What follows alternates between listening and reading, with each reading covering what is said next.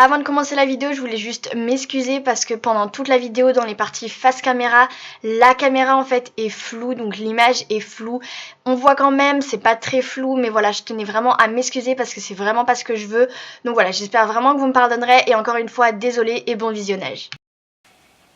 Hey tout le monde, aujourd'hui on se retrouve dans une nouvelle vidéo.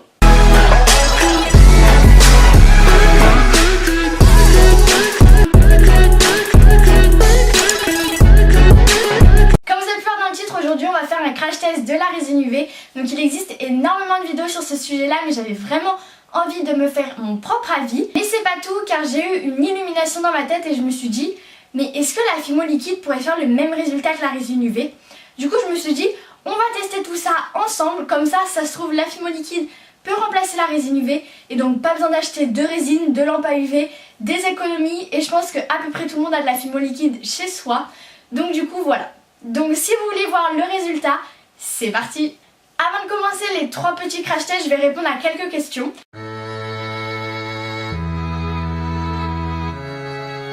C'est un liquide en fait qui se trouve dans un récipient ou dans une petite bouteille comme la Fimo liquide et qui durcit en fait sous l'effet d'une lampe à UV, donc de LED UV tout simplement. On ne peut pas la passer au four, il faut vraiment une lampe à UV pour que ça durcisse.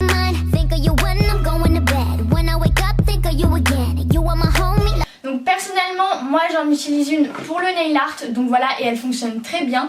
Après je sais que par exemple sur Creafium ils en font une exprès pour la Fimo, vous pouvez l'acheter, mais si vous en avez déjà une pour le nail art chez vous, bah ça sert à rien d'en acheter, ça fonctionne très bien.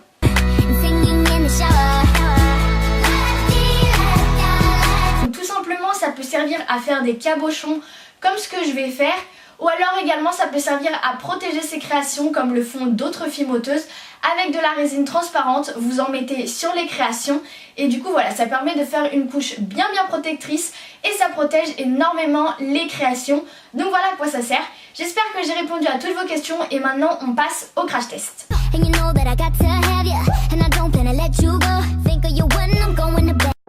Je viens prendre ma résine UV, un moule quelconque ainsi qu'un dotting tool. Donc voilà à quoi ressemble ma résine UV, donc elle est rose à paillettes. Et ensuite à l'aide de mon dotting tool, je viens appliquer la résine partout dans mon moule. Donc je vais bien sur tous les coins, tous les angles pour vraiment prendre beaucoup de détails. Et j'en mets pas beaucoup parce que c'est un crash test, donc je vais pas gâcher ma résine. Et la mienne d'ailleurs vient du site Creafium et elle ne coûte pas très cher. Donc je remplis mon moule. Donc voilà le résultat. Et ensuite je viens brancher ma lampe à UV et je mets mon moule à l'intérieur.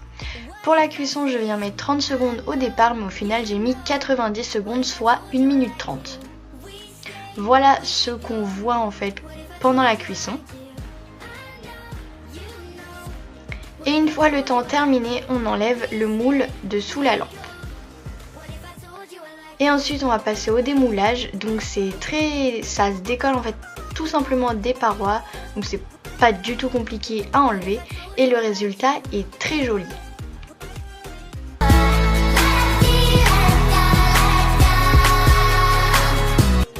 Je prends de la Fimo liquide ainsi que le même moule que tout à l'heure, mais peu importe. Et je viens juste appliquer la Fimo liquide à l'intérieur de mon moule, donc j'en mets partout. Et en fait c'est beaucoup plus pratique vu que c'est une petite pompe, et donc j'en mets partout et j'en mets beaucoup aussi. Et ensuite je viens mettre mon moule au four pendant 5 minutes à 110 degrés. Une fois la cuisson terminée, on attend un peu parce que c'est chaud, mais on peut directement démouler. Ça se démoule très facilement et du coup voilà le résultat que ça me donne.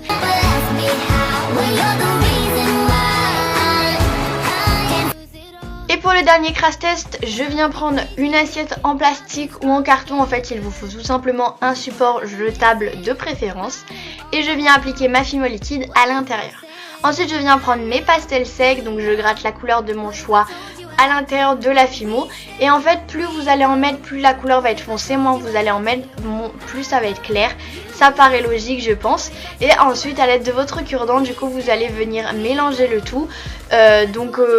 Si ça fait un effet pâteux, c'est tout à fait normal. Quand la Fimo liquide est mélangée avec quelque chose, ça fait un effet un peu plus pâteux. Et ensuite, toujours à l'aide du même cure-dent, vous allez venir appliquer le mélange dans le moule. Donc vous en mettez vraiment partout, dans les petits coins. Vous en mettez en dosant, là. Allez-y, il faut vraiment que ça fasse une bonne épaisseur et que tous les détails soient bien pris. Donc là, vous pouvez voir que le crash test numéro 2 en fait n'était pas cuit. Mais je pense que vous pouvez comprendre, j'ai préféré faire en une seule cuisson au lieu de deux. Voilà, vaut mieux... ne pas gâcher de l'électricité. Et du coup voilà ce que ça me donne. Et ensuite je mets le moule pendant 5 à 10 minutes au four à 110 degrés. Ensuite on démoule et voilà le résultat.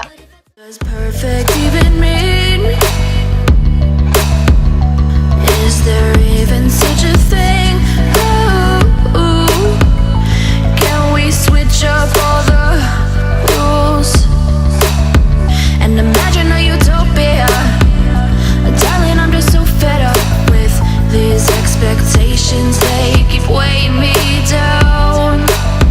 My heart is begging me to get the hell out of my head. I'm gonna live inside the upside down for a minute.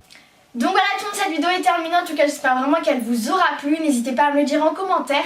Et si vous voulez que je fasse beaucoup plus de crash tests dans ce style là, n'hésitez pas également à me le dire. N'hésitez pas à aimer cette vidéo pour que je le comprenne, également à me le dire en commentaire. N'hésitez pas à me rejoindre sur mes réseaux sociaux, ils s'affichent sur l'écran. Et également le lien de ma boutique est en barre d'infos. Et d'ailleurs il y a plein de nouveaux produits, surtout la collection été 2018. Donc si ça vous intéresse, le lien est en barre d'infos ou dans les commentaires. Et si ce n'est toujours pas fait, c'est très important, alors n'hésitez pas à vous abonner, ça me ferait hyper plaisir. Bref, j'ai arrêté de parler, moi je vous retrouve la semaine prochaine dans une nouvelle vidéo. Bye!